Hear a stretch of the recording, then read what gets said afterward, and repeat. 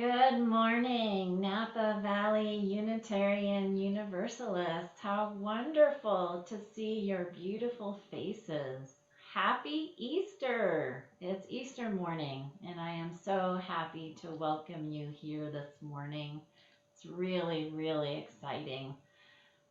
So, I am Reverend Dr. Leisa Huyck, and I am the minister here. And with me this morning as our celebrant is Maggie Ingalls. Brian Shaw is our pianist, and our wonderful May Vader is running the tech. This is a very special service for many reasons, one of which is that it is the first in a long time to take place on Zoom, where we can all be together virtually at the same time. Again, I'm so happy to see your beautiful faces. Since this is our first time in this particular configuration and we are merely mortal humans working with imperfect technology, we're going to ask you to be understanding about any glitches we may encounter. We're going to ask you, as my colleague Reverend Wendy Williams once said, to plant your sacred seed of flexibility and water it with love and patience. Just so you know, this service will be recorded and posted on YouTube later today. So if for any reason you don't want your name or face to show, you may be in your pajamas or brushing your teeth, you can just turn off your video and or rename yourself. May will be muting everyone for the duration of the service so we don't get competing soundtracks happening. We're just so happy to have you here with us this morning. If you're visiting us for the first or second time, we want you to know that Unitarian Universalists are people who value and celebrate differences. We welcome you among us, no matter who you are and where you are on your spiritual journey. Whomever you love, whatever your gender identity, the color of your skin, the shape and size of your body, the state of your physical and mental health, your economic situation, however you get around in the world, whatever you hold to be sacred, you are welcome here. All are welcome here. Throughout the month of April, this congregation will be asking ourselves the question, what does it mean to be a people of becoming? We're in kind of a liminal space right now, like the early followers of Yeshua ben Maryam, or in our language, Jesus, the son of Mary. Like those early followers, we're poised on a threshold, trying to make sense of all that has happened, wondering what will happen next. Who and what might we become in the months and weeks ahead? So come now, in the glory of this beautiful Easter morning, let us bring our whole selves to this time together and let us worship. We'll begin by centering ourselves through music.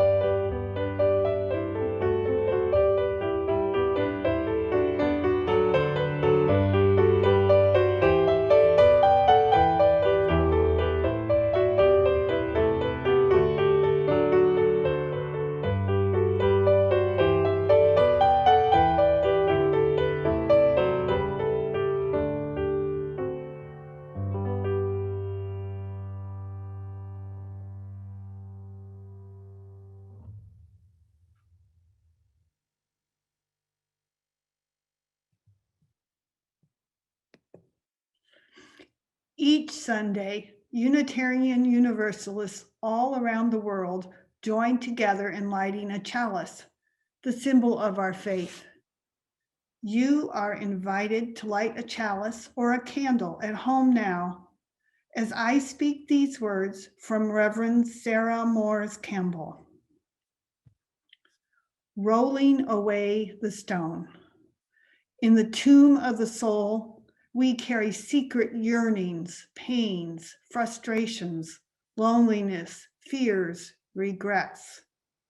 In the tomb of the soul, we take refuge from the world and its heaviness. In the tomb of the soul, we wrap ourselves in the security of darkness. Sometimes this is a comfort, sometimes it is an escape. Sometimes it prepares us for experience. Sometimes it insulates us from life. Sometimes this tomb gives us time to feel the pain of the world and reach out to heal others. Sometimes it numbs us and locks us up with our own concerns. In this season where light and dark balance the day, we seek balance for ourselves. Grateful for the darkness that has nourished us, we push away the stone and invite the light to awaken us to the possibilities within us and among us, possibilities for new life in ourselves and in our world. Let us now join in singing our opening hymn, All Creatures of the Earth and Sky.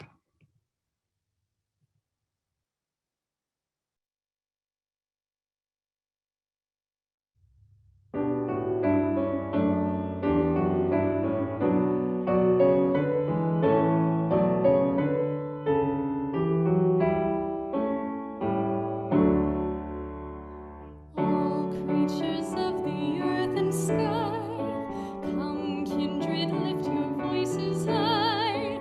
Alleluia.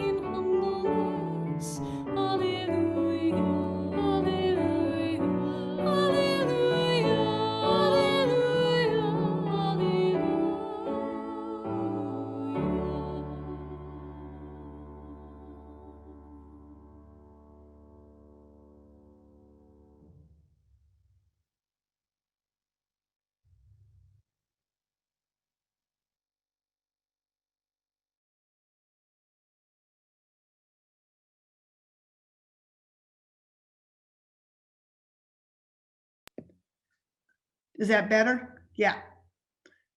Now is the time in our service when we share our joys and sorrows. We make sacred the milestones of our lives when we share them with each other. We have here a bowl of water and some stones. If you would like to share your joy or sorrow with all here, you can type it into the chat. And then choose a stone in the bowl to represent your joy or sorrow. If you have a joy or sorrow, or even just a concern that you do not need to share with everyone, type stone in the chat and then choose a stone in the bowl to represent the milestone you are holding in the silence of your heart. If you are holding something heavy in your heart and would like to speak to Reverend Leisa or a member of our pastoral care team, please reach out to us. You can find us on our website at nvuu.org. Let us now begin our sharing.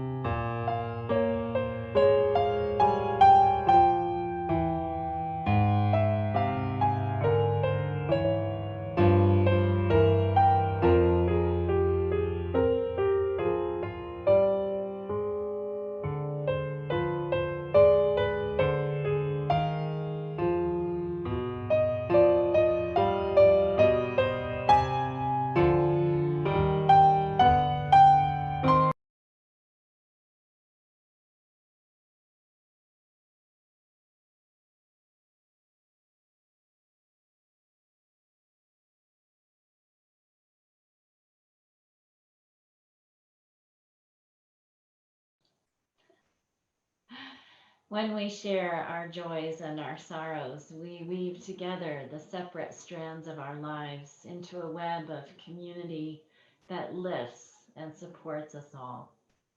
Now, let's go deeper.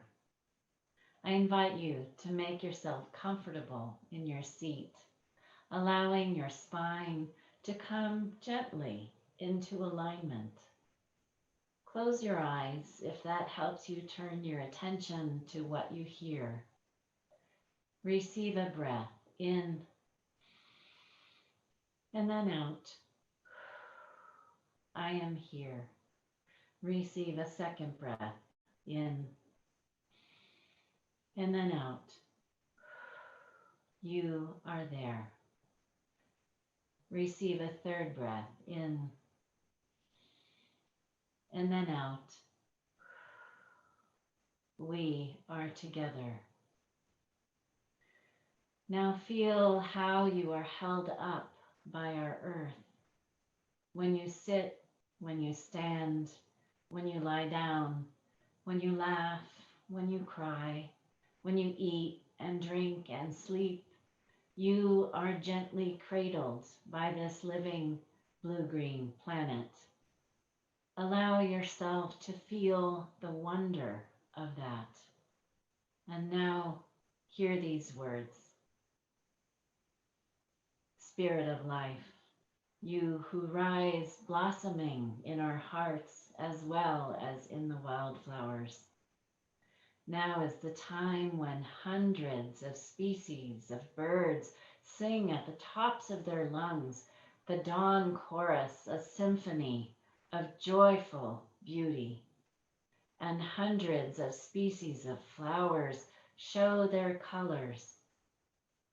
It is also the time when the earth's creatures begin to mate and lay eggs and give birth, to hatch and to consume vast quantities of food in preparation for becoming. Lambs and kids frolic on hillsides and in pastures, the very embodiment of joy.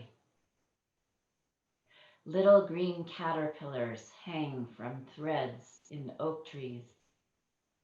Baby birds are big open beaks set in little balls of fuzz, squawking to be fed.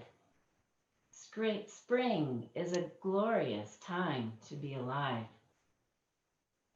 And yet it is the most dangerous time of the year for younglings, the time when they are most vulnerable to predation.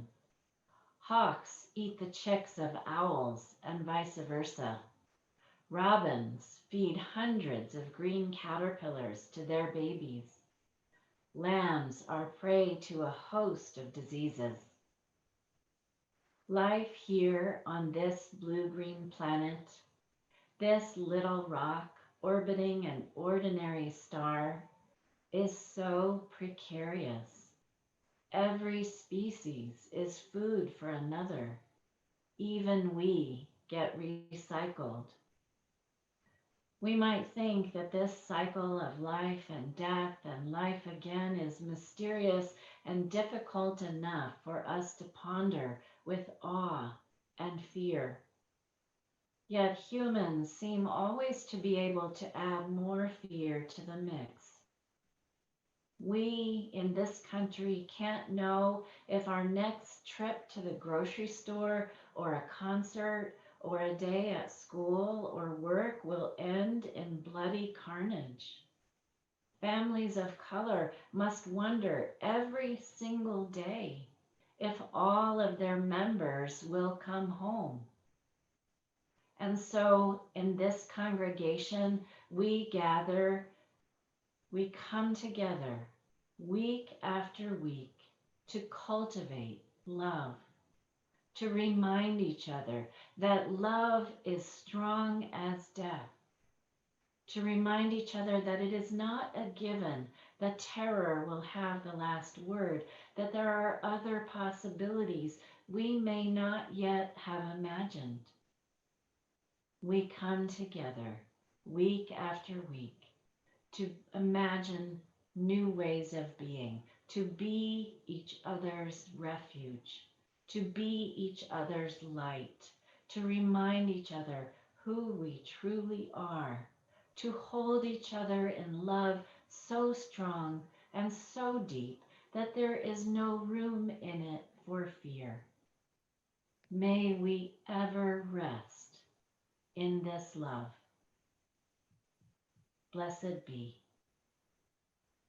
Now let us join together in a time of silence. The music will bring us out.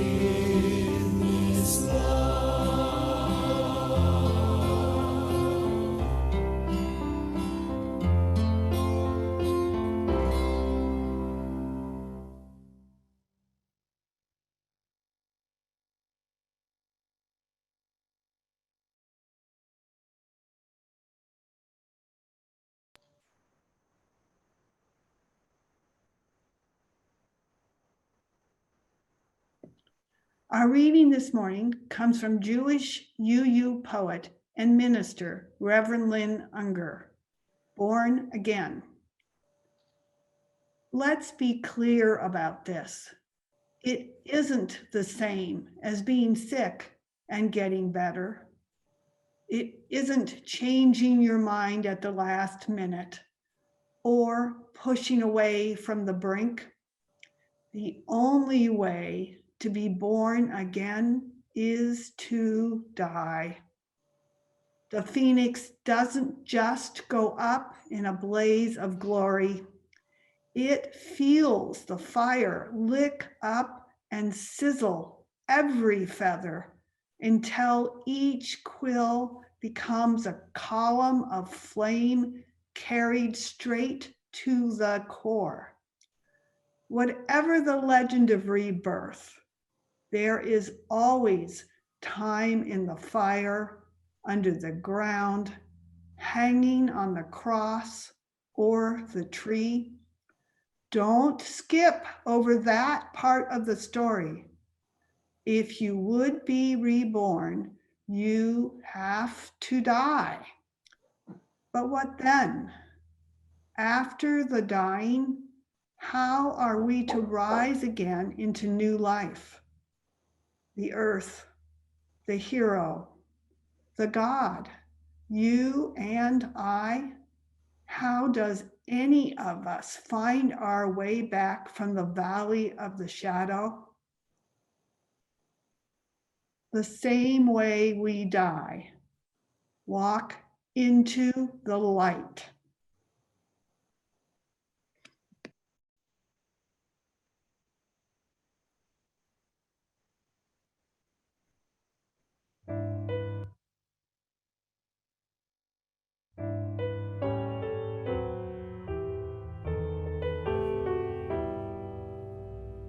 Now the green blade riseth from the buried grain, wheat that in dark earth many days has lain. Love lives again, that with the dead has been. Love is come again, like wheat that springeth green. In the grave they laid him, loved by hatred slain, thinking that never he would wake again. Laid in the earth like grain that sleeps unseen.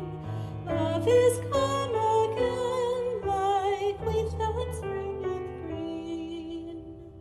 When our hearts are wintry, grieving or in pain, love's touch can call us back to life again.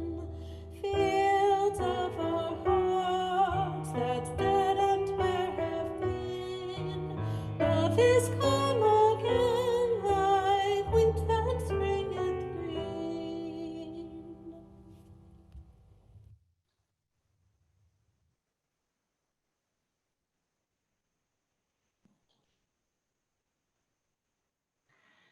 My dear friend and one of your past ministers, Reverend Lynn Ungar, reminds us that whatever the legend of rebirth, the earth, the god or goddess, there is always time in the fire, under the ground, hanging on the cross or the tree.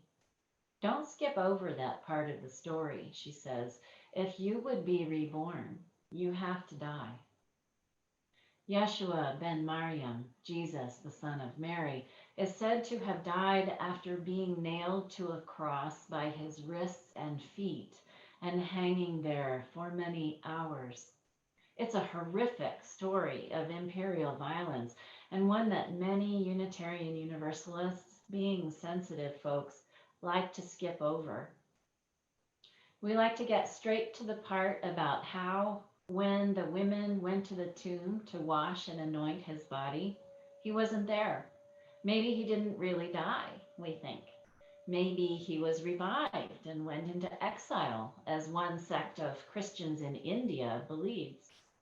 In the gospel stories, Yeshua later returns to his followers in a form they don't recognize at first.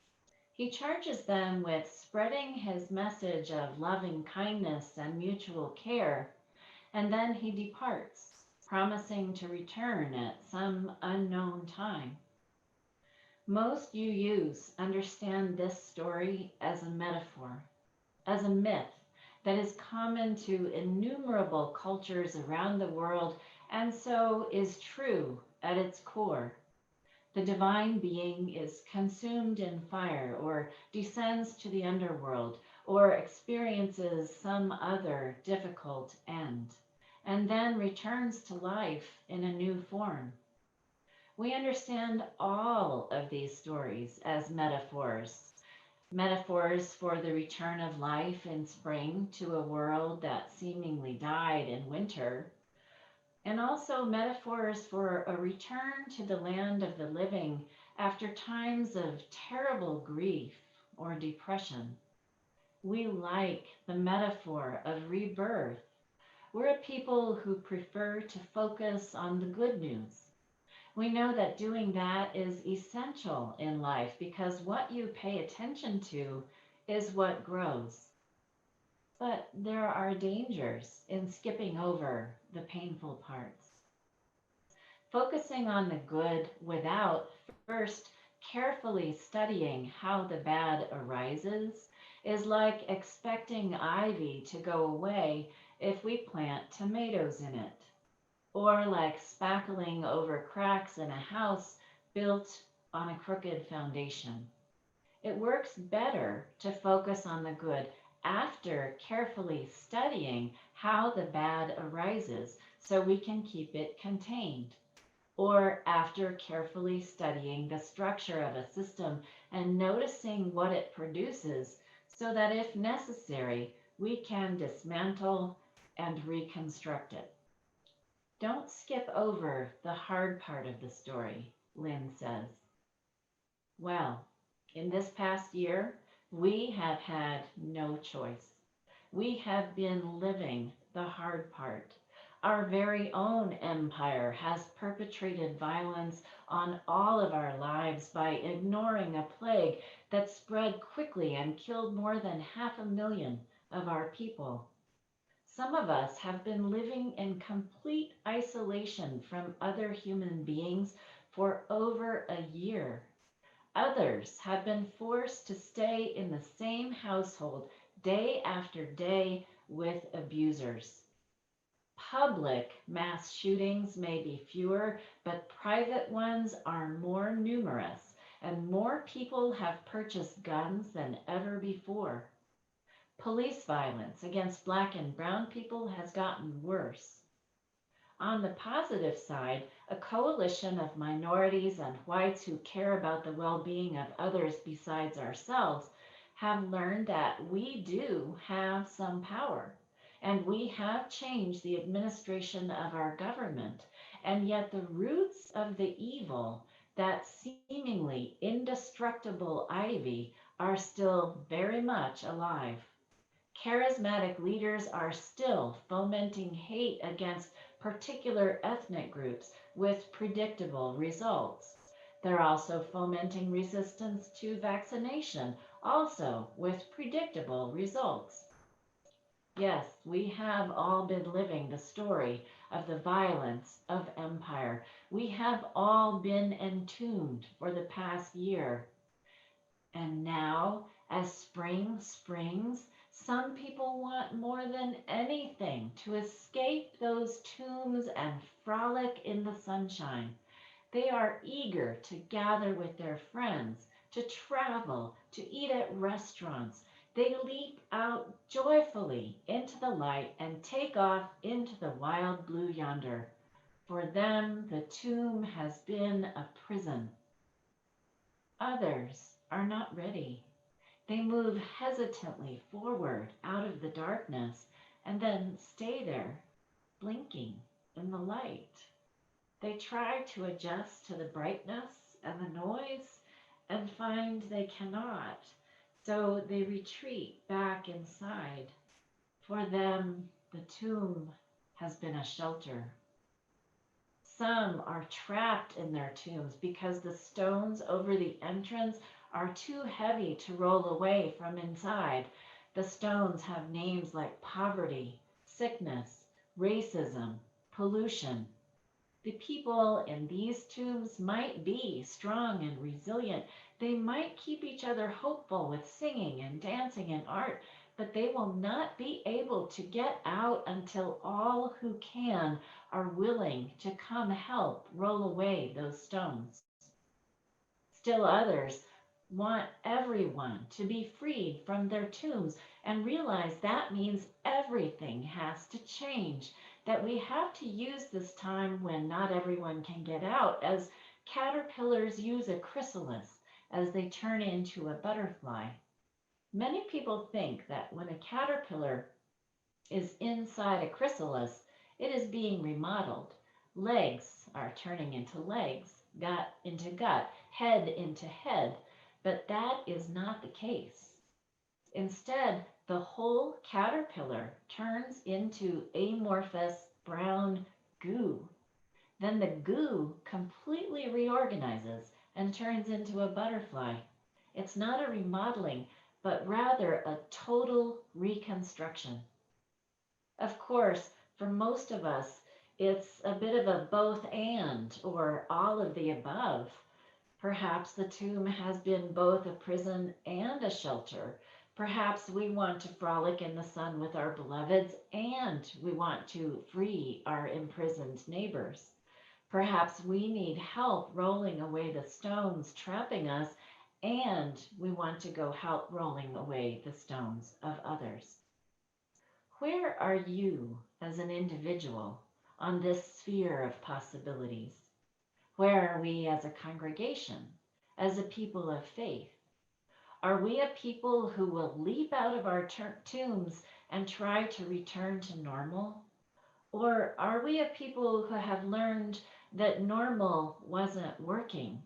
That normal meant millions of people were living in dire poverty while the top 0.1% accumulated more wealth than that held by the bottom 90%. That normal meant most Americans had limited or no access to health care. Normal meant that Black and Brown and Indigenous people were set up to die of COVID at more than twice the rate of white people. Do we want to return to that normal? Or do we want to create a new normal so that all can be liberated to frolic in the light together? Another danger of skipping over the hard part of the stories of death and resurrection is skipping over the part about being charged with spreading the teachings of the resurrected being. In the case of Yeshua or Jesus, this is particularly true. Jesus was a real historical figure with a real message. He was assassinated by the empire because that message and the size of his following threatened the status quo. The story of his resurrection may have been developed to elevate him to the status of a god, but his teachings were real. They were remembered so well that 100 years after he died, when several different accounts were written down, they matched up in many particulars. And those particulars paint a portrait of a radical. He did not just teach love, he taught active love, love that demanded change. He was scathing toward religious hypocrites who observed the outer trappings of their religion but failed to take its true message to heart. As I've watched the news in the past few weeks, 3 of Jesus' teachings have kept coming into my mind. The first is when he was asked what the most important commandment was.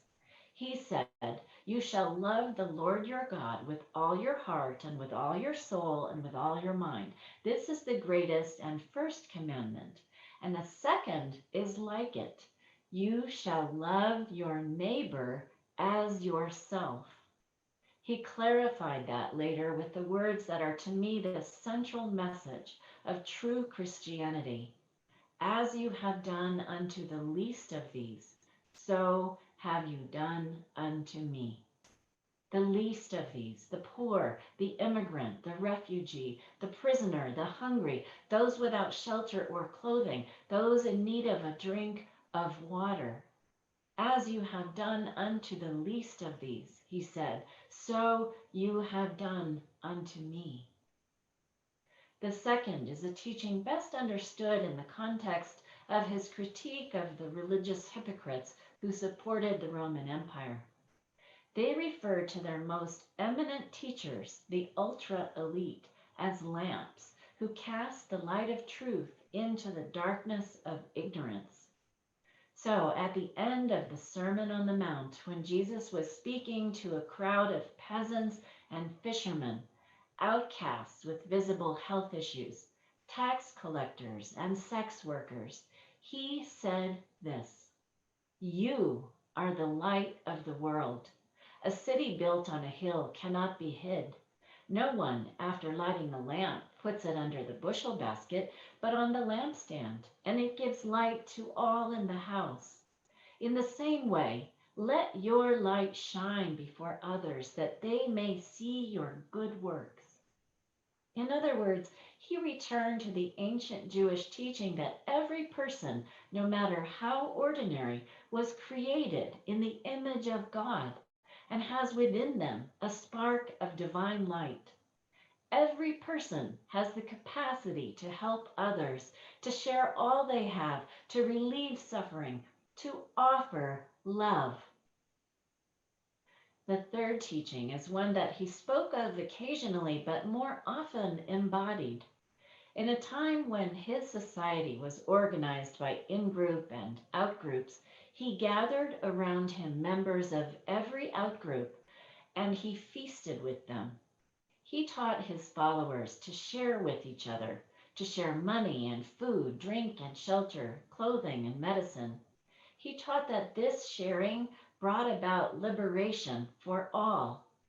The practice of generosity, of letting go of attachment to personal wealth, would not only free the poor from bodily misery, it would also free the rich from psychological misery. This kind of liberation created joy. Yeshua and his friends and followers sharing everything embodied joy. He said, "I came that they might have life and have it in abundance." He said, "The kingdom of God, heaven, is among you if only you have eyes to see it." In other words, justice is liberation, and liberation brings joy. Our ancestors in faith, the 19th century Unitarians and Universalists, took those first two teachings so much to heart that they found they had to upend much of the social order of their day. They had to work for the abolition of slavery, regardless of the cost to either them or the economy as a whole. They had to work for universal suffrage and women's rights. They had to reform prisons, mental hospitals, and sanitation systems. They had to establish free public schooling. They had to relieve poverty, welcome immigrants, treat addiction as an illness. Their efforts resulted in tremendous social progress in a very short time.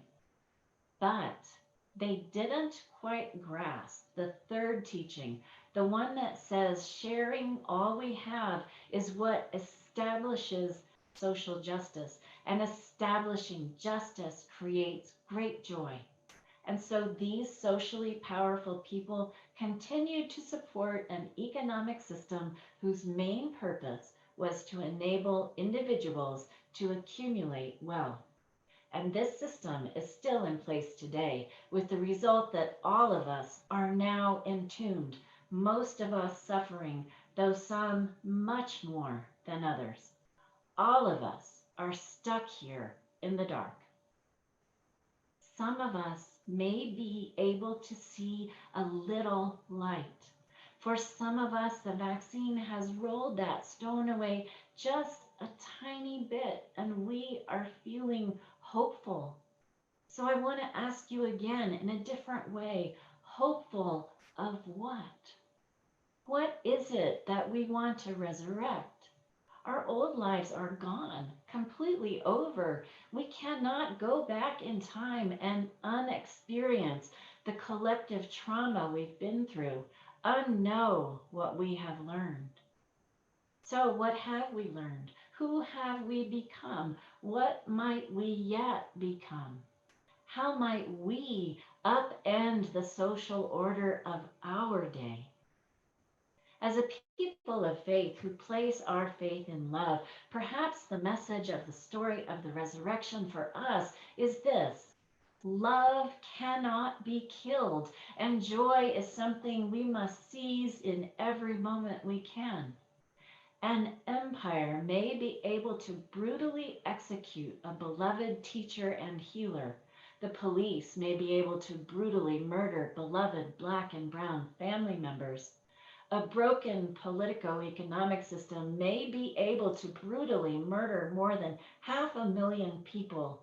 People with access to military-grade weapons may be able to murder people at their workplaces and grocery stores, but no one and nothing can kill love and love's joy. Love is the power and force of life itself, and it will always rise and it will always come back stronger than before.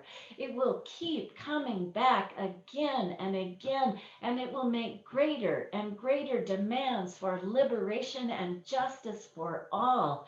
And we will know we have achieved these ends when everyone knows joy together on a regular basis, when everyone is permitted to shine, when everyone's light is shining so bright that everything is illuminated.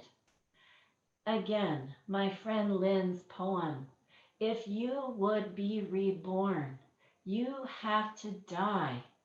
But what then? After the dying, how are we to rise again into new life? The earth, the hero, the God, you and I, how does any of us find our way back from the valley of the shadow? The same way we die. Walk into the light. My loves, together let us walk and roll and dance. Together let us move into the light. May it ever be so. Blessed be.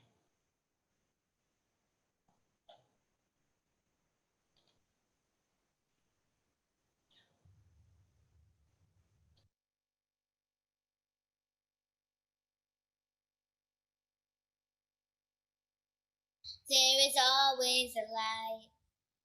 When we're ready to see it, there is always a light. When we're ready to be it, to see the light, to be the light, to raise our eyes in the dark of night, to climb this hill, together we will. There is always a light. There is always light. When we're ready to see it, there is always a light. There is always When we're ready to be it, to see the light, to be the light, to raise our eyes in the dark of night, to climb this hill, together we will.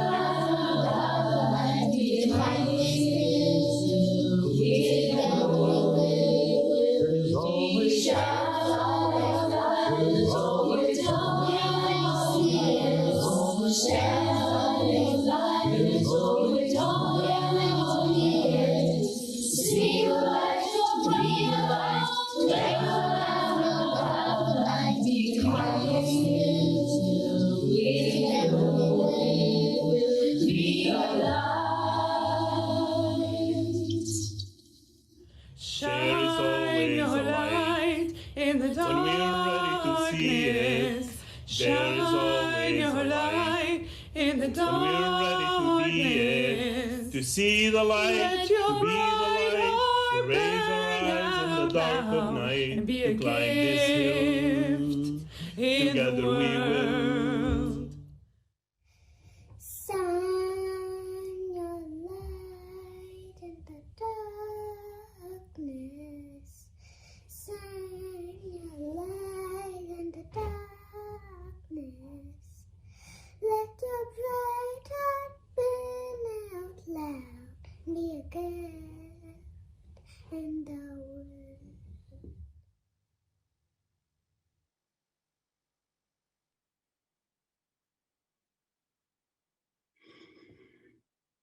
Love is the spirit of this church, and service its law. This is our great covenant, to dwell together in peace, to seek the truth and love, and to help one another. This congregation depends entirely upon the generosity of its members and friends. All that we give in time, talent, and treasure is what sustains this community and makes it not just a sanctuary for us to return to for spiritual nourishment, but an oasis from which we can go out into the world carrying the waters of life. You can donate by going to our website at nvuu.org and clicking on the donate button, or send a check to us at NVUU 1625 Salvador Avenue, Napa, California 94558. The offering will now be gratefully received.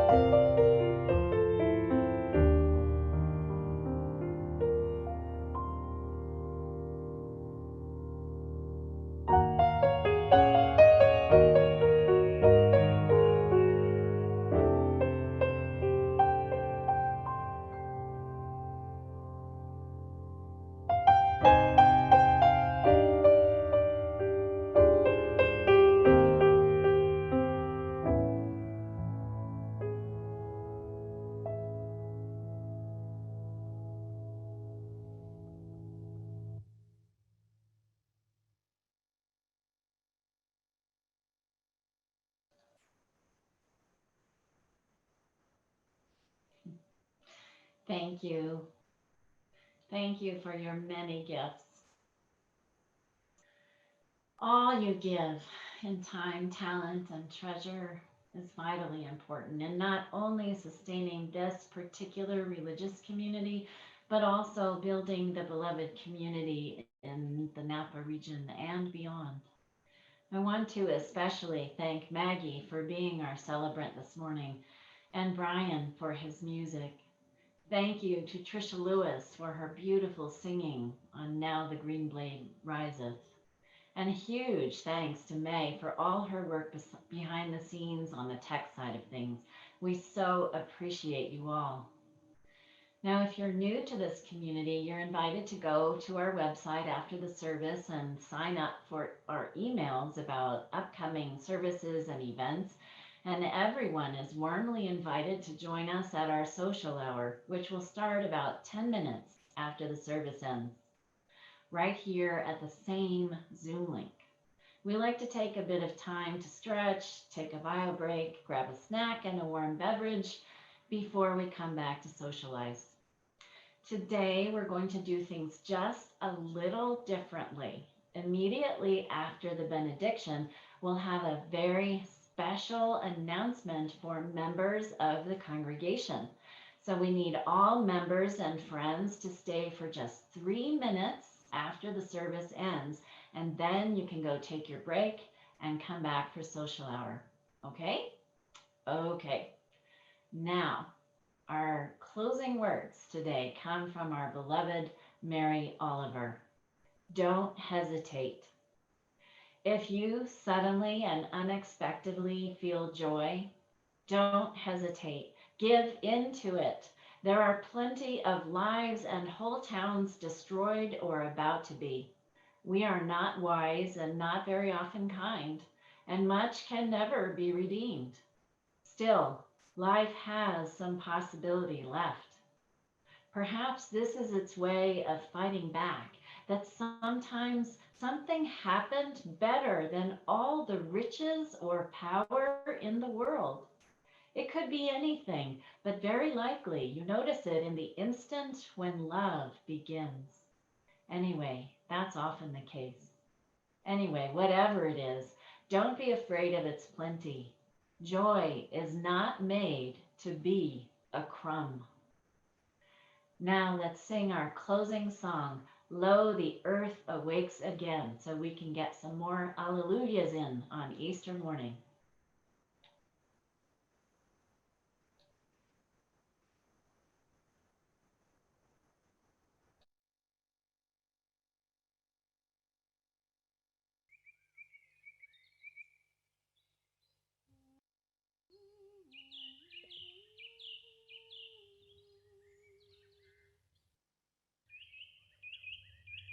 Lo, the earth awakes again. Lo, the earth awakes again.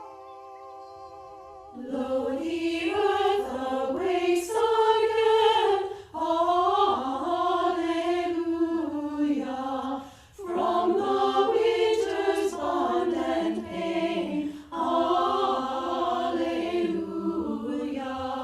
Bring relief and flower and spray. Alleluia. To adorn this happy day. Alleluia.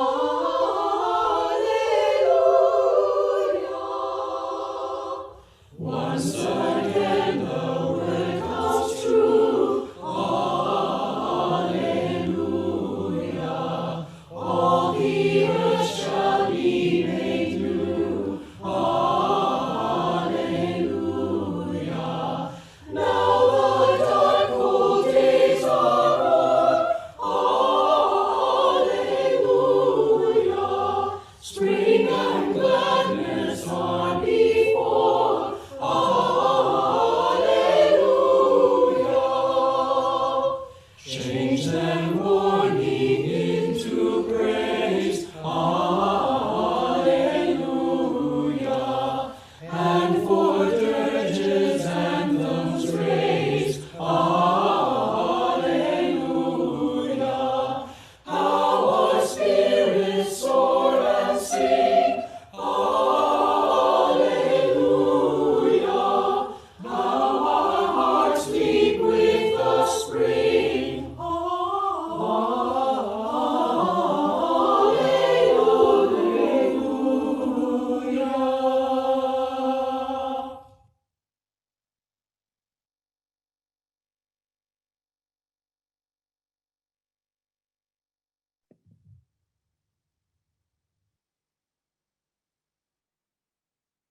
We extinguish this chalice, but not the light of truth, the warmth of love, or the fire of commitment. These we carry in our hearts out into the world until we meet again.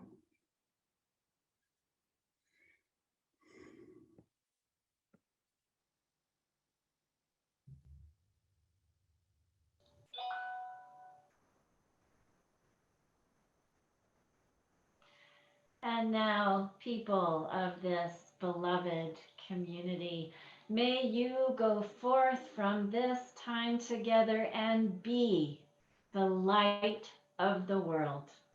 Go shining. Now, let's have that very special announcement from David Lindsay. David, take it away. Okay, thank you, Reverend Leisa. Good morning and happy Easter. Where are you? Where are you? There you are. All right. From your Stewardship Committee, I'm David Lindsay, the committee chair. Today, we are launching our annual Stewardship Drive. This is an important annual event for our congregation, but it's especially important this year. Those of you who were able to attend one of the recent budget conversations understand how COVID and a recent loss in membership have impacted our prospects for funding our current programs. Here is the good news. Our treasurer, Maggie Ingalls, applied for a COVID relief loan on behalf of NVUU, and we just learned that we will receive $23,000. We will use the loan proceeds mostly for payroll, which will ensure that we will not need to repay the loan. In addition, an anonymous NVUU member has offered a challenge grant to match any year-over-year pledge increase up to a total of $10,000. So if you increase your pledge by $500 compared to last year, NVUU will gain a total of $1,000 towards next year's operating budget. The catch is that the challenge grant won't be activated unless the total pledge increases are at least $8,000. With these extra boosts, our budget goals are within reach, but our success depends on you all. Historically, our congregation has responded to financial need as a beloved community. For example, by raising capital funds to buy our building and property without a loan, and by supporting members of our congregation who suffered losses in the 2017 Napa fire. It is my belief that the spirit of the beloved community burns like a chalice flame within all of us. Please consider a significant pledge increase this year so we can be here for people of the larger community in need of a spiritual home. You will be receiving a letter with a pledge form this week, and will also receive an email with an attached pledge form. The pledge form you receive by email can be filled in electronically and emailed to the treasurer. Please respond by sending in your pledge form either by mail or electronically by April 20th. If we don't hear back from you by then, you could expect a phone call from one of our committee members to gently remind you to turn in your form. Also, please call or email Maggie if you have any questions about the pledge process. Thanks to you all who do so much for our congregation. Thank you.